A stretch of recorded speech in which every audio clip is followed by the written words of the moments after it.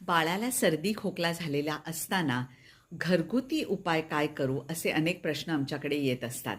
घरगुती उपायांमध्ये काहीही बाळाला सूट होत नाही.